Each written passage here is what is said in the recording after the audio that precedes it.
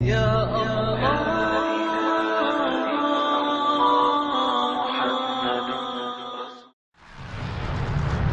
من البهو هبت رياح هباء فطار القصيد يحاكي الهوى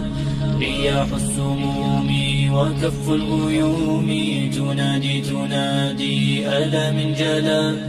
من البهو هبت رياح هباء فطار القصيد يحاكي الهوى رياح السموم وكف الغيوم تنادي ألا من جلا فشر يحاك لكم أمتي يريد الفناء ورب السماء فيا أمتي أنصتوا واسمعوا فجل الأمور بدت في خفاء قنابلهم كالسموم تدار فما من صدوق وما من إخاء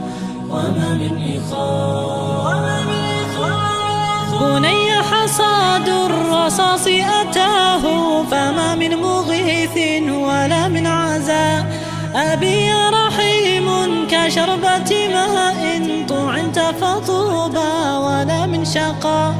وأمي يا أمي كفاك بكاء فدينك يعلو وكل هرى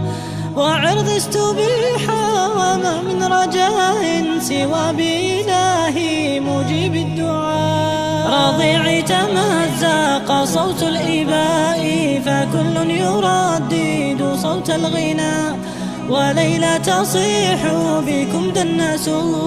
كرامتكم أيها الأغبياء لساني سليم وقلبي كليم وعيني صارت كفي السقاء أئن طويلا وما من دواء فقومي صاروا كما الببغاء لساني سليم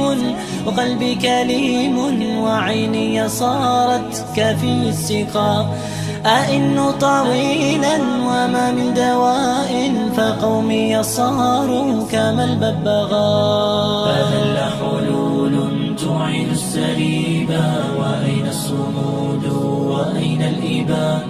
ونحن ننام كأهل الرقيب وفي غفلة قد يحل البلاء وأرجو الإله